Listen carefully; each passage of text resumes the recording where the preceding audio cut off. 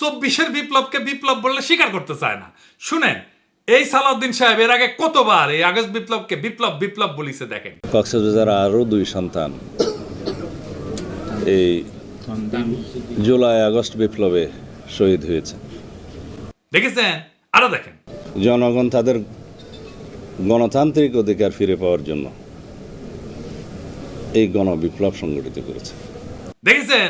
আরো আছে দেখেন। পৃথিবীতে একটা নজিরবিহীন ছাত্র জনতার বিপ্লব হয়েছে, সেই বিপ্লবকে পৃথিবীর সামনে দেখিয়ে দিতে হবে এই রক্তাক্ত বিপ্লবের মধ্য। দেখেছেন? বিপ্লব বিপ্লব বলতে বলতে কাইট হয়ে পড়ে যায়। এইবার বলেন যে কয় মাসের মধ্যে সে চোখ উল্টায় দিচ্ছে, দেখেন কি করছে। এদেশে গণতান্ত্রিক গণঅভ্যুত্থান, ছাত্র গণঅভ্যুত্থান সৃষ্টি করেছে। কেউ যদি এটাকে বিপ্লব বলতে চায় তাহলে আমি দুঃখ প্রকাশ করব, এটা কোনো সামাজিক বিপ্লব নয়। তো সালাউদ্দিন সাহেব, আপনার ওটা মুখ না গোয়া? হাসিনার সাথে তফাৎ কি? হাসিনা চোখে মুখে মিছা কথা কইতো, আর সালাউদ্দিন সাহেব নিজে যা বলছে সেইটা 1 বছর না যাইতে যাইতেই ঘুরে ফেলছে।